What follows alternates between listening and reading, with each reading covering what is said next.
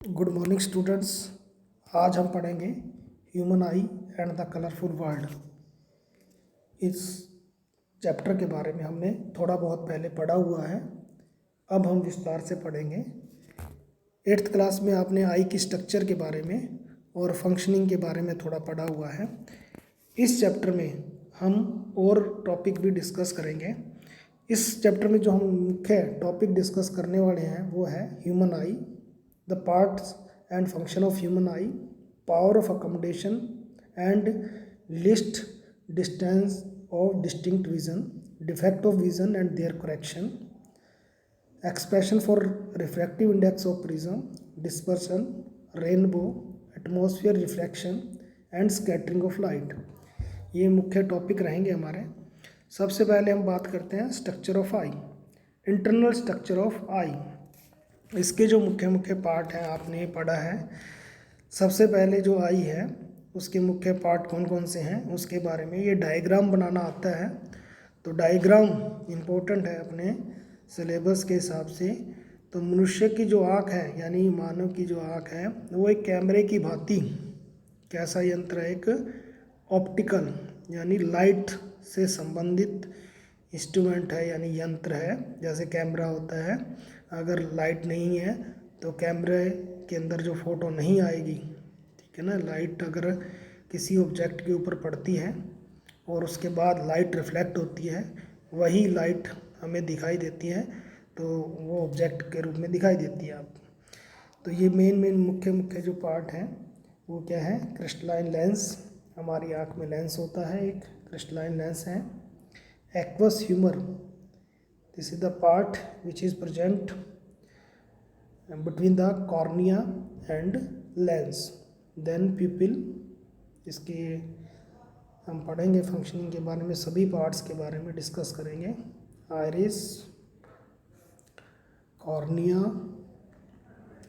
ciliary muscles which are attached to the lens, then this is the vitreous humor which is present between the lens and retina, then retina, it is just like a screen of camera, optic nerve which carry message from the eye to the brain, vitreous humor। ठीक है, इन सभी चीज़ों के बारे में, इनके क्या क्या फंक्शन हैं उनके बारे में हम डिटेल में पढ़ेंगे। तो सबसे पहले हम पढ़ेंगे क्रिस्टलाइन लेंस। हमारी आँखों में जो क्रिस्टलाइन लेंस है वो कौन सा लेंस है बच्चों, कॉन्वेक्स लेंस। जैसे कि आपको नज़र आ रहा है ये कैसा लेंस है, बाई कॉन्वेक्स, यानी दोनों साइड से बल्जिंग हो रहा है आउटवर्ड। तो ये कौन सा लेंस है, कॉन्वेक्स, ठीक है ना। कॉन्वेक्स लेंस की डेफिनेशन अगर कहें तो ये जो बल्जिंग आउटवर्ड होता है उसको क्या कहते हैं, कॉन्वेक्स लेंस। अब ये जो क्रिस्टलाइन लेंस है ये बिल्कुल ट्रांसपेरेंट होता है। It is the lens which merely provide the finer adjustment of focal length required to focus object at different distance on the retina। इस लेंस की एक और खासियत ये है कि ये लेंस अपनी फोकल लेंथ चेंज कर सकता है, यानी कि अगर कोई चीज़ दूर है तो ये लेंस पतला हो सकता है, और कोई चीज़ अगर नज़दीक रखी है तो ये लेंस मोटा हो सकता है, यानी कि फोकल लेंथ इसकी कम हो सकती है, ताकि हमारे को जो ऑब्जेक्ट है वो क्लियरली दिखाई दे। इस लेंस को नियंत्रण करने के लिए क्या होती है, सिलेरी मसल्स, ये आपको दिखाई दे रही हैं। लेंस के दोनों ओर क्या हैं, सिलेरी मसल्स। जब आप दूर के ऑब्जेक्ट को देखते हैं, किसी दूर की वस्तु को देखते हैं, तो ये जो सिलेरी मसल्स हैं ये रेस्ट करती हैं और आपका लेंस पतला हो जाता है, जिसके कारण फोकल लेंथ बढ़ जाती है और आप उस दूर की चीज़ को देख सकते हैं, क्योंकि वो रेटिना पे इमेज बनाएगी। अगर हम नज़दीक की चीज़ों को देखते हैं तो ये जो लेंस है ये क्या हो जाएगा, मोटा हो जाएगा, ताकि फोकल लेंथ उसकी कम हो जाए और वो हमारे को दिखाई देने लगे। ये क्रिस्टलाइन लेंस जो है बहुत इम्पोर्टेंट है, इसके द्वारा जो इमेज बनती है वो कैसी होती है बच्चों, inverted and real. Real image इसलिए बोलते हैं, real image means the image which can be obtained on screen. तो यहाँ पे स्क्रीन कौन सी है, रेटिना। तो क्रिस्टलाइन लेंस बच्चों कॉन्वेक्स होता है, क्रिस्टलाइन यानी बिल्कुल वाटर जैसा होता है, लेंस है तो ट्रांसपेरेंट रहेगा। और इसमें एक एबिलिटी ये भी है कि ये आगे हम और पढ़ेंगे विस्तार में इसके बारे में, पावर ऑफ अकोमोडेशन के बारे में। तो ये लेंस जो है ये पतला या मोटा हो सकता है। उसके बाद एक्वस ह्यूमर। एक्वस जैसे कि नाम से इंडिकेट हो रहा है, एक्वस, एक्वस का मतलब क्या होता है बच्चों, वाटर। ह्यूमर का मतलब है liquid, water like liquid substance. It is present between cornea and lens. ये देखिए यहाँ पे प्रेजेंट होता है कॉर्निया और लेंस के बीच का। तो इसका मुख्य काम क्या है, नरिशमेंट प्रोवाइड करना, न्यूट्रिशन प्रोवाइड करना। देखो जैसे आई है एक ऑर्गन है, ये टिश्यूज से मिलके बनी होगी, टिश्यूज आगे सेल से बनते हैं। तो इन सभी को न्यूट्रिशन की भी ज़रूरत है, ऑक्सीजन की भी ज़रूरत है, यहाँ पे और भी बहुत सारी चीज़ों की ज़रूरत होती है, वो इस एक्वस ह्यूमर के थ्रू इनकी फुलफिल्ड होती है। तो ये एक्वस ह्यूमर जो है ये प्रेजेंट है बिटवीन कॉर्निया एंड लेंस। इसका मेन काम क्या है, न्यूट्रिशन प्रोवाइड करना। Then next pupil. पिपिल जो है बच्चों, pupil it is the gap between the iris and ensure the amount of light entering the eye. Pupil जो है ये ऐसा पार्ट है आइज़ के अंदर जो आपको डिम, जैसे लाइट कम या ज़्यादा होती है तो पिपिल का साइज छोटा या बड़ा हो सकता है। तो पिपिल जो है ये लाइट की अमाउंट को एंटर जो है करने से में हेल्प करता है। कम लाइट एंटर करेगी या ज़्यादा एंटर करेगी, ये पिपिल के साइज़ के ऊपर डिपेंड है। फर्दर इसका जो साइज़ होता है पिपिल का, ये भी इसको कंट्रोल करने वाली जो मसल्स होती हैं उसको आइरिस कहते हैं। आपने देखा होगा आँखों का जो रंग होता है, जिसको हम कई बार कहते हैं इसकी नीली आँखें हैं, इसकी भूरी आँखें हैं, इसकी काली आँखें हैं। तो वो जो कलर है आइज़ का वो आइरिस का कलर है। और उसके बीच में एक छोटा सा जो गोला बना होता है उसको कहते हैं पिपिल। तो आपने देखा होगा डॉक्टर के पास हम जाते हैं तो डॉक्टर टॉर्च के द्वारा हमारी आँख के अंदर लाइट मार के देखता है, तो लाइट से उस पिपिल का साइज छोटा बड़ा होता है। या आपने ऑब्ज़र्व किया हो कभी आप अंधेरे से एकदम लाइट में जाते हैं तो हम ब्राइट लाइट को फेस नहीं कर पाते, हमारी आंखें बंद हो जाती है। तो ये पिपिल के कारण होता है, यानी कि अंधेरे में पिपिल का साइज़ बड़ा होता है, ठीक है। और जब हम लाइट में चले जाते हैं तो पिपिल का साइज छोटा होता है। तो इसके लिए थोड़ा सा टाइम लगता है। कई बार हम सिनेमा हॉल में जाते हैं तो हमें ऐसा लगता है एक बार दिखाई नहीं देता, लेकिन थोड़ी देर तक हम खड़े रहते हैं तो उसके बाद हमें दिखाई देने लग जाता है, ठीक है। तो ये पिपिल जो है ये आइरिस के बीच वाला पार्ट है। आइरिस के बीच में जो छोटा सा गोला है वो पिपिल है, वो छोटा बड़ा हो सकता है। It just like and diaphragm of camera, यानी कैमरा जो होता है, कैमरे के अंदर भी जो प्रकाश होता है उसको कम ज़्यादा करने के लिए एक डायफ्राम होता है, ठीक है। और डायफ्राम की तरह काम करता है, इससे लाइट कम या ज़्यादा अंदर जाएगी ताकि हमारे रेटिना को डैमेज ना हो। Then iris. आइरिस जैसे आपको बताया ये डार्क मस्कुलर डायफ्राम है behind the cornea and it control the size of pupil. तो ये साइज पिपिल के साइज़ को कंट्रोल करने के लिए एक मस्कुलर ऑर्गन वो होते हैं बच्चों जो मसल से बने होते हैं और जिनका काम होता है मूवमेंट। तो ये पिपिल की मूवमेंट के लिए रिस्पॉन्सिबल है, उसको छोटा बड़ा कर सकते हैं, ठीक है। The pupil regulate and control the amount of light entering the eye, ठीक है। आइरिस के कारण ही आँखों का कलर होता है। कई बार ये क्वेश्चन पूछ लेते हैं जी हमारी आँखें भूरी है, ये काली है, ये किस कारण है, ये आइरिस के कारण है। Then come to cornea, very important part.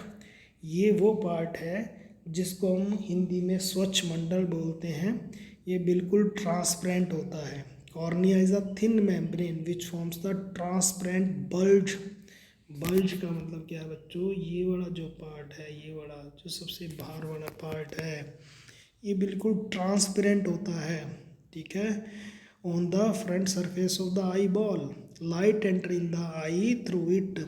जो मेनली रिफ्रैक्शन होती है वो इस कॉर्निया के द्वारा ही होती है, और ये बिल्कुल ट्रांसपेरेंट होता है, और ये ही मृत्यु के बाद भी दान में भी दिया जा सकता है। जैसे आपने सुना होगा कि जीते जी रक्तदान और मरने के बाद आंखें दान। तो आंखें दान का मतलब ये है बच्चों, पूरी आंख नहीं निकाल के लेके जाते वो, आंख में केवल जो कॉर्निया होता है ये ट्रांसप्लांट किया जा सकता है किसी भी मरीज को। कारण क्या है, ये जो कॉर्निया होता है इसमें कोई भी ब्लड सप्लाई नहीं होती, ये डायरेक्ट ऑक्सीजन लेता है एयर से, इसलिए हम ये किसी को भी दे सकते हैं irrespective of any blood group. कोई भी ब्लड ग्रुप हो तो उसको ये कॉर्निया दान में दिया जा सकता है आफ्टर द डेथ। तो ये मैक्सिमम रिफ्रैक्शन जो लाइट की होती है वो कॉर्निया करता है। Most of the refraction light entering the I occur at the outer surface of the cornea. तो ये बहुत इंपॉर्टेंट पार्ट है। ये मृत्यु के 4 घंटे बाद तक भी जिंदा रहता है, यानी इसको दान में दिया जा सकता है। नेक्स्ट जो पार्ट है हमारा vitreous humour. Vitreous humour mainly क्या है, एक तरह का फ्लूइड मीडियम है जो कि लेंस एंड रेटिना के बीच में प्रेजेंट है, और इसका मेन काम क्या है, वही नरिशमेंट प्रोवाइड करना, ठीक है। रेटिना है, रेटिना को भी नरिशमेंट, एक्चुअली में ये सभी लिविंग पार्ट्स हैं, इन लिविंग पार्ट्स को फूड की भी ज़रूरत होती है, ऑक्सीजन की भी ज़रूरत होती है, तो उनकी सबको ज़रूरत करने के लिए या तो एक्वस ह्यूमर होता है या विट्रस ह्यूमर होता है, ये बहुत इंपॉर्टेंट होते हैं, और ये प्रेशर को मेंटेन रखते हैं। आइज़ के अंदर एक प्रेशर होता है, उस प्रेशर को मेंटेन रखने के लिए बड़ी महत्वपूर्ण भूमिका निभाते हैं ये vitreous humour. Then optic nerve. Optic nerve से पहले हम रेटिना के बारे में पढ़ते हैं। रेटिना जो है, रेटिना मैंने जैसे बताया आपको, ये एक स्क्रीन की तरह है हमारी, ठीक है, क्योंकि हमारी आँखों में जो लेंस है वो कौन सा है बच्चों, कॉन्वेक्स। तो कॉन्वेक्स लेंस इमेज कैसी बनाता है बच्चों, इन्वर्टेड, और real means it can be obtained on a screen. तो ये स्क्रीन कौन सी है हमारी आँखों में, ये है रेटिना। तो image is found on light sensitive screen called the retina. Light sensitive इसलिए कहा है बच्चों क्योंकि जो भी हमारी आँखों के अंदर प्रकाश जाएगा वही इमेज का रूप लेगा, और हमारी आँखों में जो रेटिना होता है, रेटिना फोटो सेंसिटिव होता है। हमारे जो सेंस ऑर्गन होते हैं वो किसी न किसी स्टिमुलस के प्रति एक्टिव होते हैं, जैसे कान है, कान में फोनो रिसेप्टर है, ठीक है, आँख है, आँख में फोटो रिसेप्टर्स हैं। तो ये रिसेप्टर्स हैं जो सिग्नल्स को ग्रहण करते हैं। तो हमारा जो रेटिना है वो आइज में जो रेटिना है वो लाइट के प्रति सेंसिटिव है। The eye lens forms an inverted real image of the object on the retina. उसके बाद बच्चों रेटिना के बाद जो इमेज है, अब आपको आश्चर्य होगा कि इमेज तो सर ने कहा है कि कैसी होगी, उल्टी, लेकिन दिखाई तो हमारे को कैसा दिखाई दे रहा है, सीधा। तो ये तो चमत्कार हो गया, ठीक है ना, ये तो जादू हो गया ना। तो ये जादू कौन करता है, आपका ब्रेन करता है। तो यानी कि रेटिना पे इमेज तो बन रही है, लेकिन उस इमेज को कैरी कौन करेगा, उस इमेज को कैरी करने वाली नर्व है ऑप्टिक नर्व, दृष्टि तंत्रिकाएँ, ठीक है। यानी the nerve which carry the information regarding the image to the brain is called optic nerve. Nerve बच्चों हमारे शरीर में ऐसी एक मतलब ऐसा मीडियम है, ऐसा जिसके द्वारा सारी इन्फॉर्मेशन ब्रेन तक जाती हैं। जैसे हम कहते हैं कि कोई जैसे लैंडलाइन टेलीफोन होती है, उसमें वायर्स होती हैं, वायर के थ्रू जो मैसेज है वो ट्रांसमिट हो रहा है। तो हमारी जो नर्व्स होती हैं अलग अलग सेंस ऑर्गन, जो पांचों सेंस ऑर्गन हैं, उनके थ्रू मैसेज को कन्वे करती हैं कहाँ तक, ब्रेन तक, क्योंकि ब्रेन अपना कंट्रोलिंग सेंटर है। ब्रेन अपना जो है, जैसे हम कहते हैं कंप्यूटर होता है, कंप्यूटर के अंदर प्रोसेसर होता है, तो हमारा प्रोसेसर कौन है, ब्रेन। ब्रेन तक मैसेज को लेके जाने का काम कौन करेगी, ऑप्टिक नर्व। एक यहाँ पे जो इम्पोर्टेंट बात है वो हम डिस्कस करते हैं कि अगर आपकी जो इमेज बन रही है वो अगर एक पॉइंट होता है बच्चों जिसको हम ब्लाइंड स्पॉट बोलते हैं। ब्लाइंड स्पॉट एक ऐसा पॉइंट है जहाँ पर ये ऑप्टिक नर्व नहीं होती, यानी कि अगर आपके लेंस के द्वारा जो बनी हुई इमेज है, लेंस ने जो इमेज बनाई है वो ब्लाइंड स्पॉट के ऊपर गिरती है तो आपको दिखाई नहीं देगा, ठीक है। चाहे आपका लेंस ठीक है, बाकी सारे ठीक है काम, लेकिन अगर जो इमेज है वो कहाँ बन रही है, ब्लाइंड स्पॉट पे, तो आपको दिखाई नहीं देगा, ठीक है। इसी तरह एक येलो स्पॉट होता है। येलो स्पॉट वो रीजन होता है जहाँ पर शार्प इमेज बनती है, ठीक है, जहाँ पर बढ़िया तरीके से जो अपनी ये ऑप्टिक नर्व है प्रेजेंट होती है, वो येलो स्पॉट होता है जहाँ पर इमेज बनेगी तो शार्प इमेज बनेगी। रेटिना के बारे में हमने डिस्कस कर लिया। सिलियरी मसल्स, सिलियरी मसल्स जो हैं ये किस काम आती है बच्चों, लेंस को कंट्रोल करने के लिए। जैसे हमने पहले भी बताया था कि जो लेंस होता है ना, इस लेंस की अंदर एक खासियत होती है कि इसको फोकसित किया जा सकता है, छोटा बड़ा, यानी कि इसको पतला या मोटा किया जा सकता है। ये कुछ स्पेशल मसल्स के द्वारा होती हैं जिनको हम सिलियरी मसल्स कहते हैं। These are the muscle which contract और expand to make the focal length of the lens to increase और डिक्रीज। तो ये हमारे मुख्य मुख्य इसके पार्ट्स हैं। अब है बच्चों पावर ऑफ अकोमोडेशन। जैसे कि हमने पहले पढ़ा है, हमारे आँखों के अंदर जो क्रिस्टलाइन लेंस है उसको यानी छोटा यानी कि पतला या मोटा करने की काबिलियत सिलियरी मसल्स में होती है।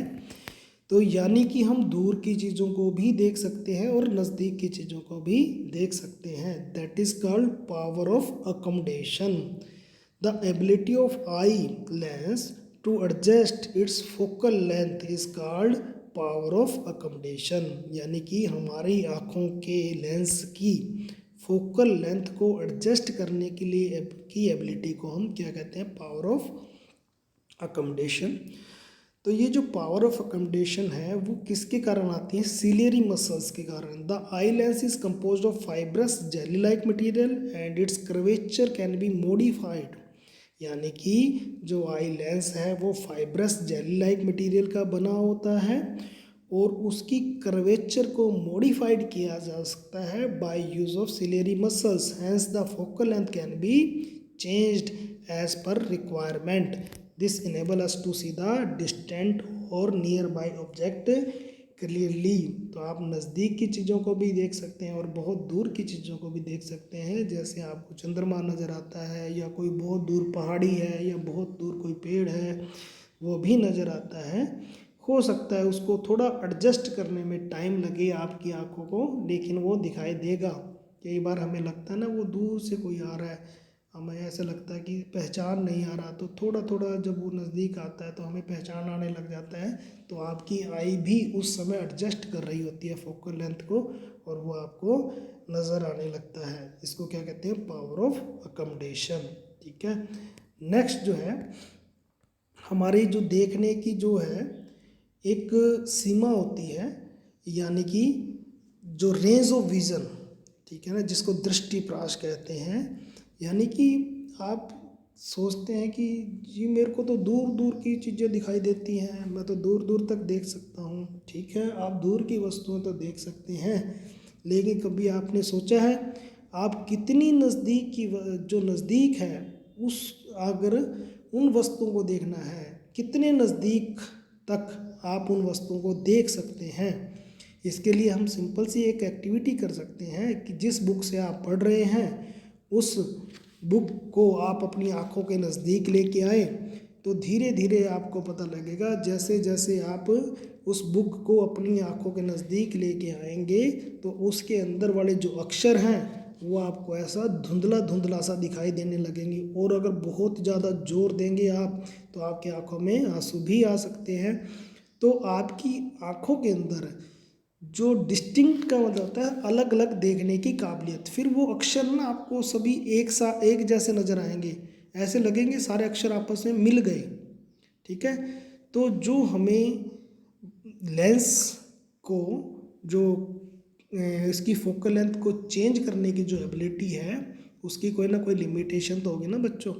तो वो क्या है, list distance of distinct vision, the minimum distance eight which object can be seen most distinctly, distinctly का मतलब अलग अलग, without strain is called list distance of distinct vision. ये क्या है हमारा LDDV, list distance of distinct vision. ये 25 centimetre बच्चों, 25 सेंटीमीटर जो डिस्टेंस आप इजीली मेज़र कर सकते हैं। आप चेयर पे बैठे हैं, चेयर पे बैठ के टेबल के ऊपर आपने बुक रखी हुई है, आप पढ़ रहे हैं, आपको अक्षर सही बढ़िया तरीके से दिखाई दे रहे हैं, लेकिन जब आप कभी लेट के पढ़ते हैं तो आपकी आंखों के ऊपर स्ट्रेन पड़ता है। इसलिए कहा जाता है कि टेबल और चेयर पे बैठ के पढ़ें तो आपकी जो आइज़ लेंस है उसके ऊपर इतना ज़्यादा डिफेक्ट, इसमें इतना ज़्यादा स्ट्रेस नहीं पड़ेगा और ये डिफेक्ट नहीं पैदा होंगे। ठीक है, आगे हम पढ़ेंगे डिफेक्ट ऑफ विज़न के बारे में।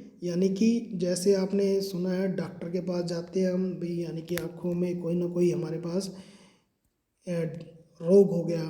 ठीक है, तो वो किस प्रकार के रोग होते हैं और कितने रोग हैं, ठीक है, उनके बारे में हम विस्तार से पढ़ेंगे।